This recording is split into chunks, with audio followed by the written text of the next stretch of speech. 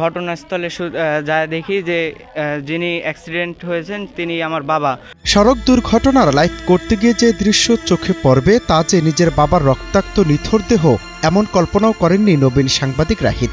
নাটোরের একটি স্থানীয় অনলাইন পোর্টালের হয়ে কাজ করেন তিনি। প্রতিদিনের মতো সেদিনও ছুটে গিয়েছিলেন খবরের পেছনে, ক্যামেরা অন করেছিলেন লাইভ সম্প্রচারের জন্য। কিন্তু ঘটনাস্থলে গিয়ে যা দেখলেন তা মুহূর্তেই ভেঙে পড়লেন এই তরুণ। দুর্ঘটনায় আহত ব্যক্তিটি আর কেউ নন, তারই বাবা মুজিবুর রহমান। কিন্তু শেষমেশ না ফেরার দিশে চলে গেলেন বাবা। হরিশপুর বাইপাস চত্বরে বৃহস্পতিবার সকালে সংঘর্ষ হয় একটি যাত্রীবাহী বাস ও একটি সিএনজি চালিত অটোরিকশার মধ্যে। সেই অটোরিকশাতেই ছিলেন মুজিবুর রহমান, যিনি নাটোর শহরের নিচাবাজারে সবজি ব্যবসা করতেন। সকালবেলা রিকশা ভ্যানে করে যাচ্ছিলেন কাজের উদ্দেশ্যে। ভাগ্য এমনই নির্মম, পথেই ঘটে ভয়াবহ দুর্ঘটনা। আশপাশের মানুষের ভিড় আর অ্যাম্বুলেন্সের শব্দের মধ্যেই ছুটে আসেন রাহিদ।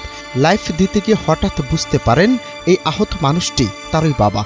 আজকে সকাল 6টা থেকে ফোন আসে যে একটি সড়ক দুর্ঘটনা ঘটে। সেইখান থেকে আমরা জানতে পারি। পরে ঘটনাস্থলে যায় দেখি যে যিনি অ্যাক্সিডেন্ট হয়েছেন তিনি আমার বাবা। ঘটনাস্থল থেকে তাকে নাটোর আধুনিক সদর হাসপাতালে নেওয়া হয়। সেখানে সাধারণভাবে ট্রিটমেন্ট দিয়ে, কিন্তু একদম সাধারণভাবে ট্রিটমেন্ট দিয়ে তাকে রাজশাহীতে নেওয়া জন্য প্রস্তুতি করে দেওয়া হয়। পুঠিয়া নিয়ে যাওয়ার সময় কিন্তু তিনি ইন্তেকাল করে। এছাড়াও কিন্তু আপনারা দেখে আসছেন নাটোর শহরে কিন্তু এই মাসটায় অন্তত কিন্তু 30 থেকে 35 জনের কিন্তু অঝারে প্রাণ ঝরে গেছে।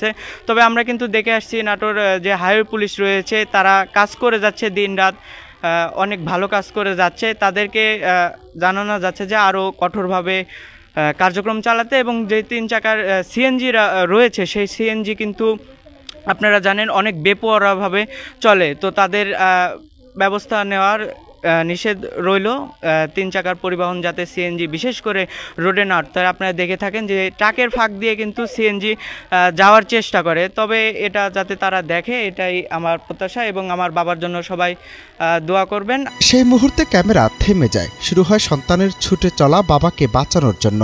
রাহিদ নিজ হাতে বাবাকে তুলে নেন অ্যাম্বুলেন্সে, ছুটে গেলেন রাজশাহী মেডিকেল কলেজ হাসপাতালে। কিন্তু জীবন তাকে অপেক্ষা করতে দেয়নি। পথেই প্রাণ হারান মুজিবুর রহমান। রাহিদের চোখের সামনে হারিয়ে যান তিনি, যিনি তার জীবনের প্রেরণা, অস্তিত্বের আশ্রয় দিয়েছেন। একজন সংবাদকর্মীর জীবনে এমন ট্র্যাজেডি যে কতটা গভীর ক্ষত রেখে যায় তা ভাষায় বোঝানো কঠিন। ঘটনায় পুলিশ বলছে দুর্ঘটনা কবলিত গাড়ি জব্দ করা হয়েছে এবং আইনগত ব্যবস্থা নেওয়া হচ্ছে। অনন্ত হাসান মাসুদ, বাংলা টিভি।